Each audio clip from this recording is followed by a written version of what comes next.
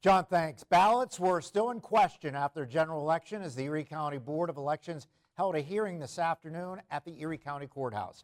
Nearly 2,800 voters in the county were issued provisional ballots at the polls on Election Day.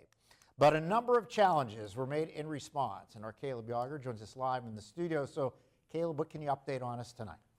Good evening, Mike. It was a packed room inside the county council caucus room, and Mike, you mentioned nearly 2,800 provisional ballots. After they were received, the Erie County Voter Registration Office researched the eligibility of these voters through authorized representatives, and here is what they found. A number of voters did not register to vote and therefore got their ballots rejected. Some voters went to the incorrect precinct and their ballots either received a full count or partial count depending on where they voted. But there were 805 challenged ballots that were basically listed as questionable, and after deliberation with lawyers, discussion, and observation of Pennsylvania law, about 100 of those ballots were not counted because the voter did not sign or signed incorrectly. According to the solicitor for the Board of Elections, the remaining nearly 700 went to be counted because there were clerical errors made by poll workers, therefore not the fault of the voter.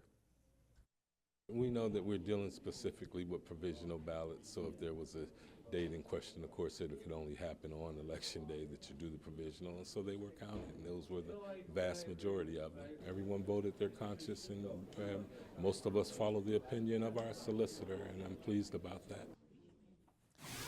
The Board of Elections carried out the motion with a 5-to-1 vote to proceed with this result, and despite frustrations from voters in attendance, I spoke with a judge of elections and a minority inspector about the hearing. They both told me they were satisfied with today's outcome. Live in the studio, Caleb Yager, Erie News Now.